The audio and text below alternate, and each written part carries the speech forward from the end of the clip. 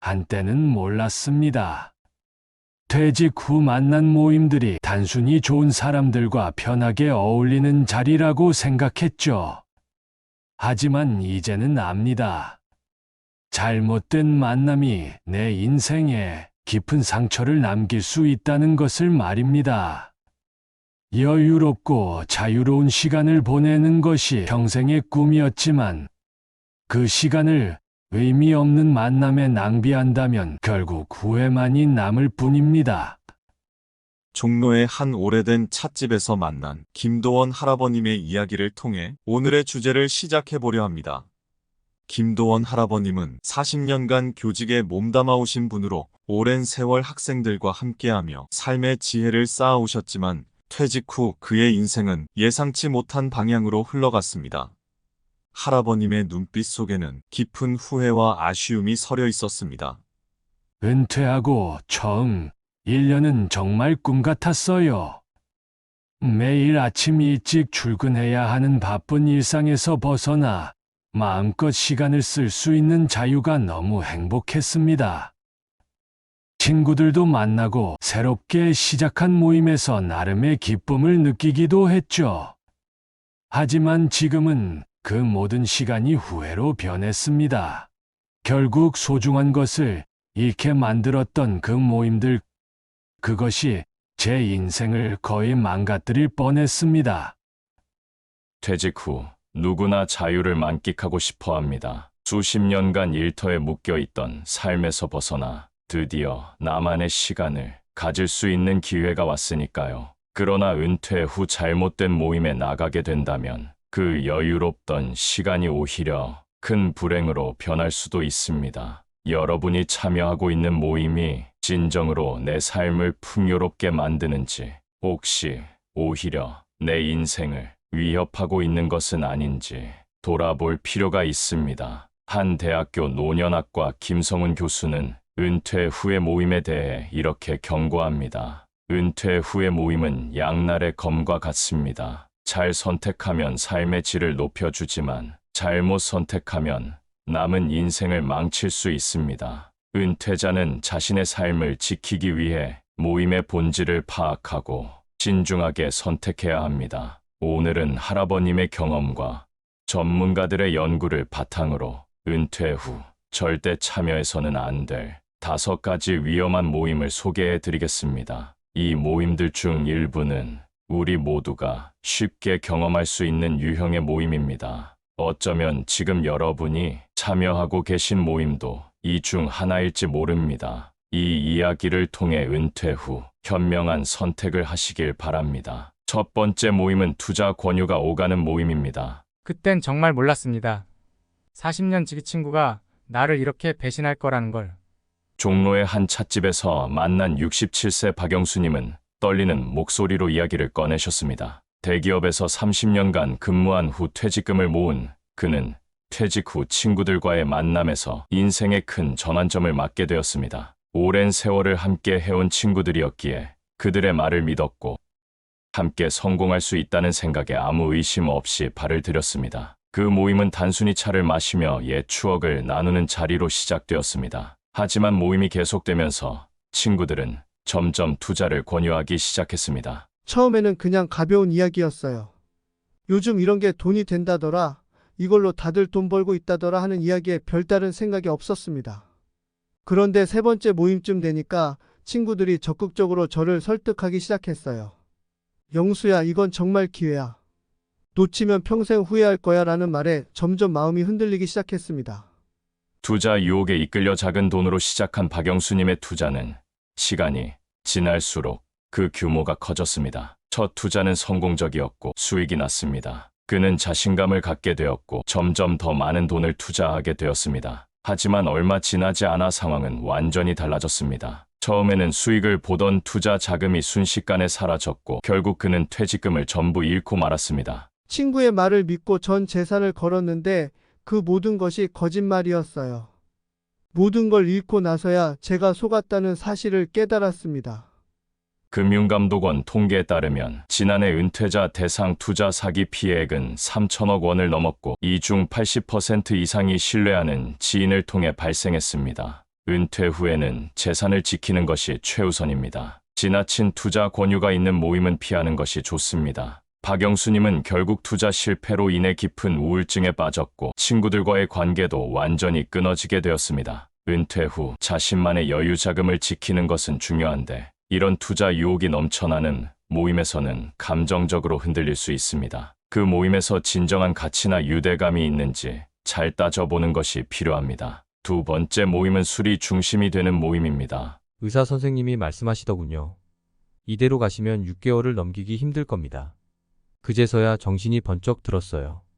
서울 서초동의 병원에서 만난 65세 김정욱님은 중환자실에서 간부전 치료를 받고 있었습니다. 퇴직 후 그는 시간이 많아지자 옛 직장 동료들과의 술자리를 자주 가지기 시작했습니다. 한 달에 한 번이던 모임이 점차 주 1회로 늘어나더니 마침내 매주 만나 술을 마시는 모임으로 변했습니다. 술자리도 길어졌고 매번 새벽까지 이어졌습니다. 처음엔 단순히 친구들과 어울리고 싶어서 나갔어요. 직장 생활할 때는 워낙 바빴으니 이런 자리가 소중하게 느껴졌거든요. 하지만 점점 술자리가 길어지고 지나친 음주로 인해 건강이 급격히 나빠졌습니다. 술자리에서 오고 가는 이야기들 그리고 과도한 음주로 인해 김정욱님의 건강은 빠르게 악화되었습니다. 매주 이어지는 술자리에서 나오는 대화는 점점 과거의 억울함과 불만을 표출하는 자리로 변해갔고 친구들 간의 갈등도 심화되었습니다. 결국 그는 간경화와 간부전 진단을 받고 급히 병원에 입원하게 되었습니다. 가족들에게는 정말 미안해요. 퇴직 후 제 삶을 즐기고 싶었는데 오히려 제 건강을 망쳐버렸습니다. 가족들에게 이 사실을 고백했을 때 아내는 그저 묵묵히 제 곁을 지켜주었지만 제 마음은 너무도 괴로웠습니다. 퇴직 후 건강을 지키는 것은 가장 중요합니다. 과도한 음주와 관련된 모임은 은퇴 후 건강에 큰 위협이 될 수 있으니 조심하는 것이 좋습니다. 단순히 즐거움만을 추구하다가는 자신과 가족에게 큰 상처를 줄 수 있음을 잊지 말아야 합니다. 세 번째 모임은 자녀 자랑 대회가 되는 모임입니다. 강남의 한 카페에서 만난 63세 이미경님은 아파트 도서관에서 우연히 만난 주부들과 시작한 독서 모임에 대해 이야기했습니다. 처음엔 책을 읽고 서로의 생각을 나누는 순수한 모임이었지만 자녀들이 사회생활을 시작하면서 자녀 자랑 대회로 변질되었습니다. 이미경님은 자녀가 아직 직장을 찾지 못해 마음고생을 하고 있었기에 모임에 나가는 것이 점점 괴로워졌습니다. 한 모임에서는 회원들이 각자의 자녀에 대해 자랑하기 시작했고 이는 곧 모임의 주제가 되었습니다. 우리 아들이 이번에 대기업 과장으로 승진했어. 우리 딸이 미국 지사로 발령받았대라는 이야기가 오가면서 분위기는 점점 불편해졌습니다. 처음엔 단순한 자랑이라고 생각했어요.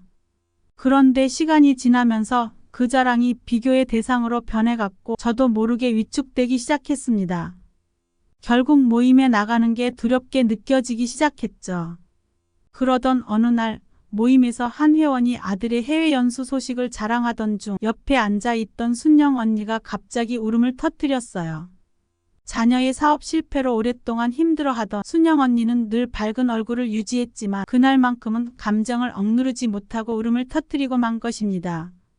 그날 이후 모임의 분위기는 완전히 달라졌습니다. 겉으로는 여전히 밝은 척했지만 보이지 않는 서열이 생겼고 서로 비교하며 우울감을 느끼는 경우가 더 많아졌습니다. 자녀가 잘된 회원들과 그렇지 않은 회원들 사이에 벽이 생겼고 모임의 본래 목적이었던 독서와 교류는 점차 사라지게 되었습니다. 결국 순영 언니는 모임을 떠나게 되었고 이미경님 또한 더 이상 이 모임이 편안하게 느껴지지 않아 참석을 줄이게 되었다고 합니다. 자녀 자랑 대회가 되어버린 모임은 우리에게 비교와 자책을 안겨줄 뿐입니다. 은퇴 후 자신의 삶에 집중하고 자녀와 상관없이 스스로 행복할 수 있는 모임을 찾는 것이 중요합니다. 네 번째 모임은 험담이 오가는 모임입니다. 그날 우연히 들은 이야기가 아직도 귓가에 맴돌아요.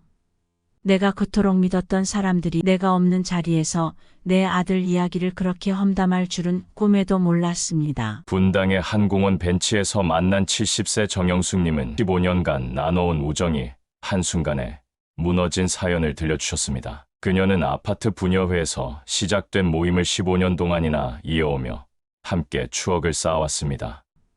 처음엔 이웃 간의 친목을 도모하고 아파트의 환경 개선을 위해 자주 모였지만 시간이 지날수록 이 모임은 타인의 사생활을 이야기하며 즐기는 자리로 변질되었습니다. 단순히 이웃 간의 안부를 전하는 정도야라고 가볍게 넘겼지만 모임에 참석할수록 점차 남의 불행을 이야기하고 험담을 즐기는 분위기가 싫어지기 시작했습니다. 그러나 오래된 친구들 사이에서 모임을 끊는다는 것이 쉽지 않았습니다. 그녀는 한 달 전 이 모임에서 자신과 자신의 가족에 대한 험담을 우연히 듣고 큰 충격을 받았습니다. 제 아들이 이혼했을 때는 얼마나 마음이 아팠겠어요. 그런데 이 사람들은 제가 없는 자리에서 아들이 이혼한 것을 비웃기까지 하더군요. 심지어 제가 며느리와의 관계에서 문제가 있었다며 추측을 섞어 말하는 것을 들었을 때 정신적 충격이 정말 컸습니다. 그날 이후 정영숙님은 더 이상 모임에 나가지 않았습니다. 하지만 한동안 그녀는 자신의 일상 속에서 마음의 상처를 치유하는데 어려움을 겪었습니다. 오랜 시간 함께했던 친구들이 제 이야기를 그렇게 쉽게 입에 올리며 즐기고 있었다는 사실이 너무도 큰 배신감으로 다가왔습니다. 내가 험담의 대상이 되었다는 것이 그렇게 힘들 줄은 몰랐어요.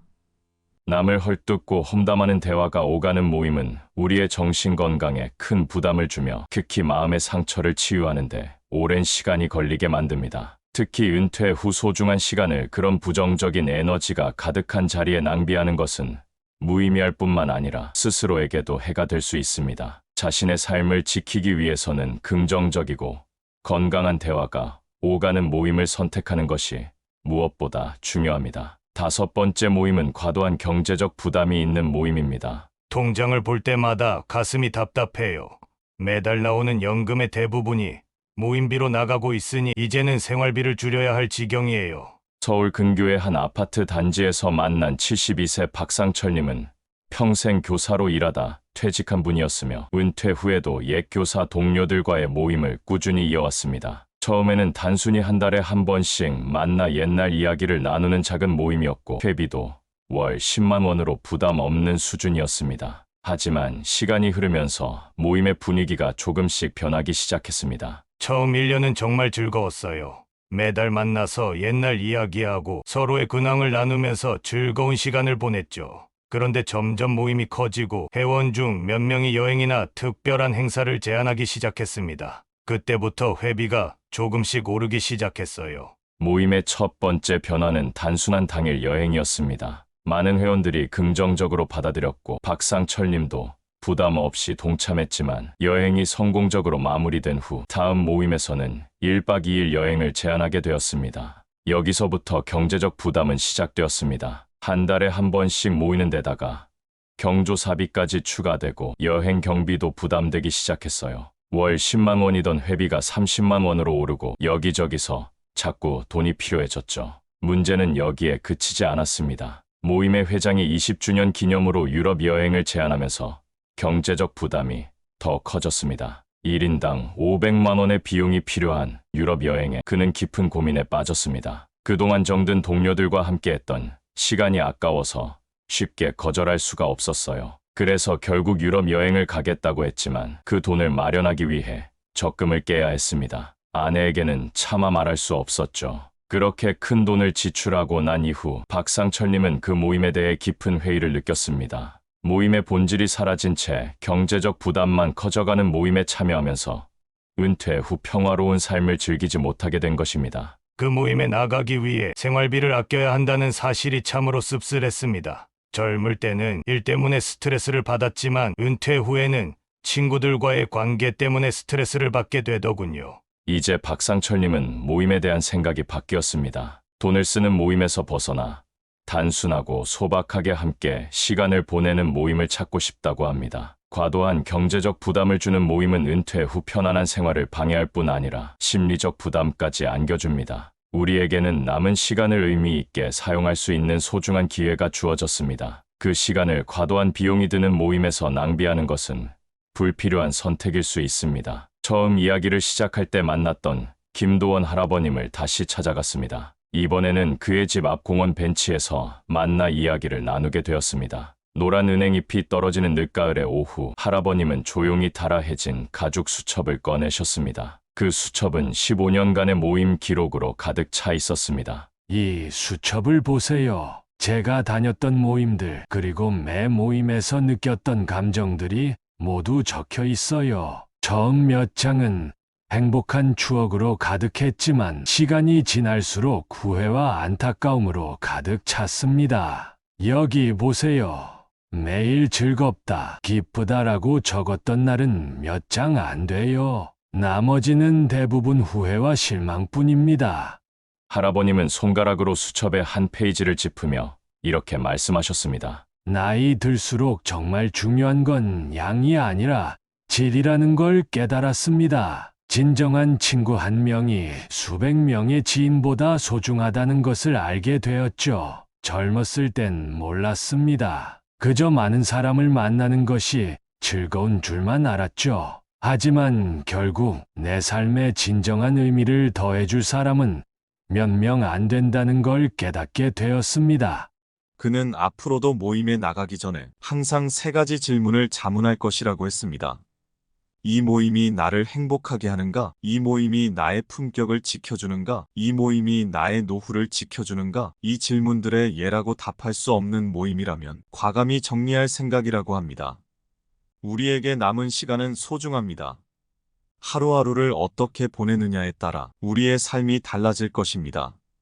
더 이상은 불필요한 만남에 시간을 낭비할 수 없습니다.